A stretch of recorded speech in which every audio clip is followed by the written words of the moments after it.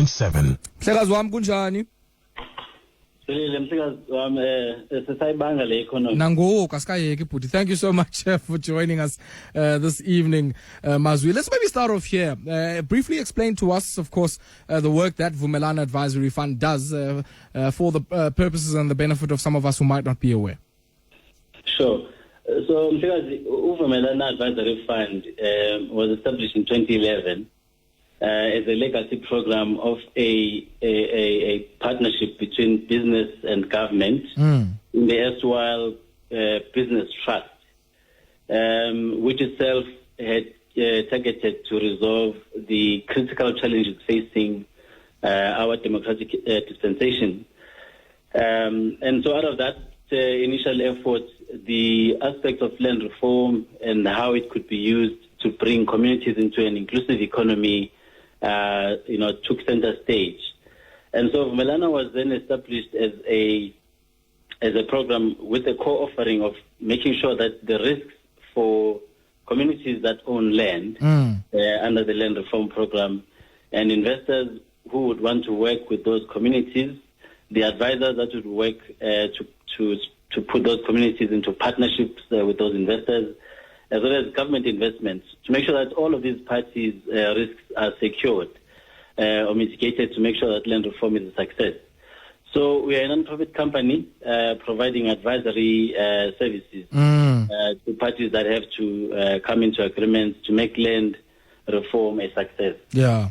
Your initial reactions here as an advisory entity, as you've just suggested, on how this process has unfolded, even the consultations and, of course, even the work of the Constitutional Review Committee, and more recently, that decision that came out of Parliament recently.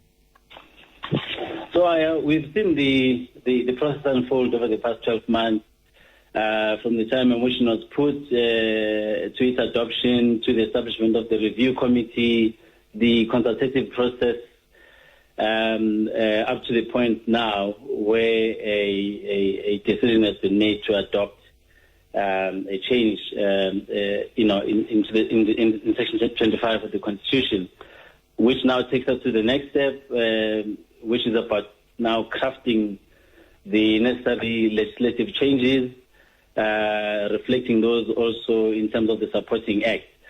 Now, for us, in line with our submission to Parliament, because we were one of those stakeholders invited to make a submission, we already did make it clear that the issue at hand of whether expropriating land without compensation should or should not occur, that aspect is already covered in the Constitution. Probably what would be lacking was to make the conditions under which expropriating land without compensation should be applied. So we understand the currently adopted position to be moving in line with making what has been implicit explicit. And insofar as this is concerned, we are not too concerned. In fact, the work that we did already in 2016 to map out potential scenarios in South Africa's land reform landscape did already highlight for us an outcome where considerations along the lines of expropriating land without compensation would come to the fore. With that acknowledged, we did also make this clear in our submission that the constitutional review process aside, there are serious issues that are of practical importance that have also been reviewed extensively, including with the work of the high-level panel led by former President Mkhulisi. There are issues there that speak to the practical challenges that should really be the cause of our focus. What are some of those practical challenges where we ought to direct our focus and attention? So there's quite a range of them, but I will just break through the critical one. The essential one is, relates to the fact that the restitution process has found itself hung up on a number of issues that relate to a complicated process of settling land claims. This is particularly telling in instances where one is dealing with a large land claim that affects, productive land, that is, inclusive of, high levels of employment, high levels of investment, where the ideal would be to have a very straightforward and a clear process guided by a clear framework to saying, how do you move from validating this land claim to settling it?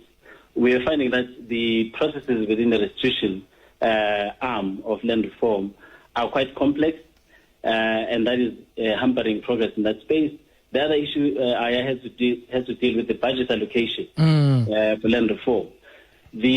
For the purpose that we have set ourselves in the land reform space, South Africa, the budget allocation to back up that focus does not, in our view, amount to the kind of impact that we intend to make.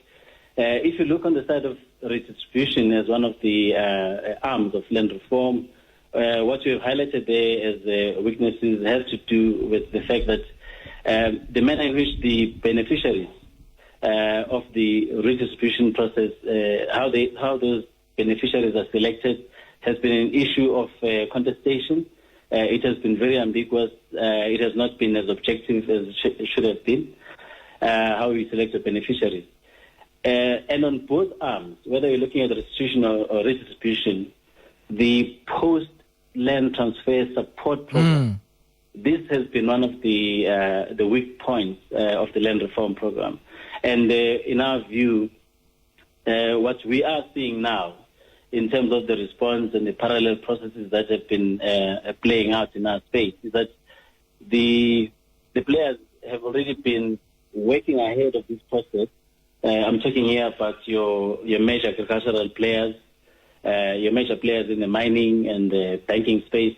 These players have already been going ahead to formulate solutions so that the aspects of land reform can be brought to a point where it should be, where it's effective in addressing the legacy of dispossession and to bring in our communities. The other aspect I just quickly has to deal with tenure reform.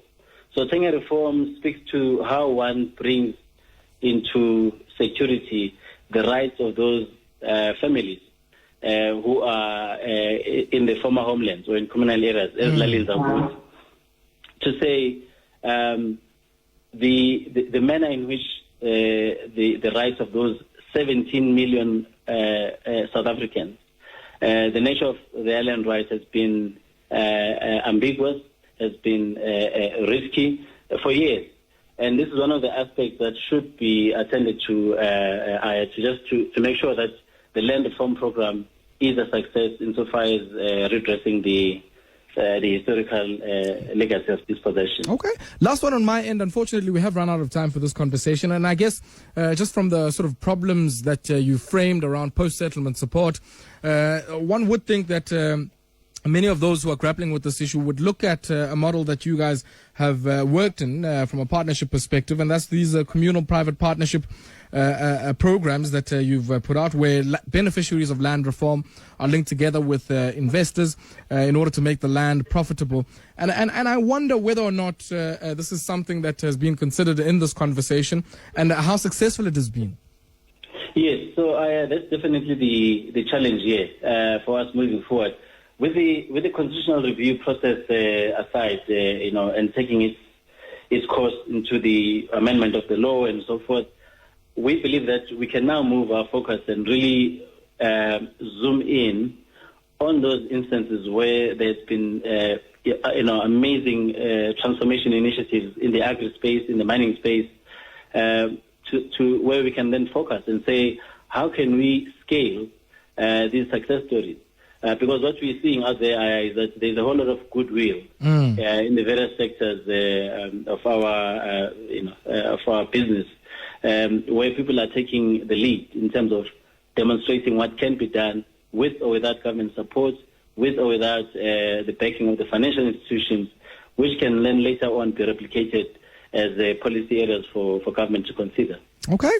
Mazwi, Yeah. Mdagwetu, we'll have to leave it here for now, but really appreciate that you took time out to speak to us this evening, and certainly wish you all the best on this issue of land reform. That there was Mazwi Mkhulisi, he's the programs manager at Vumelana Advisory Fund, talking to us there about some of their reactions as a fund that has been set up as a partner for many years to all manner of land reform beneficiaries, and some of their reflections on the latest developments as it relates to this contentious matter of land reform. Let's take this brief break. When we come back, we ask ourselves a big question, which is what should you be doing with all of the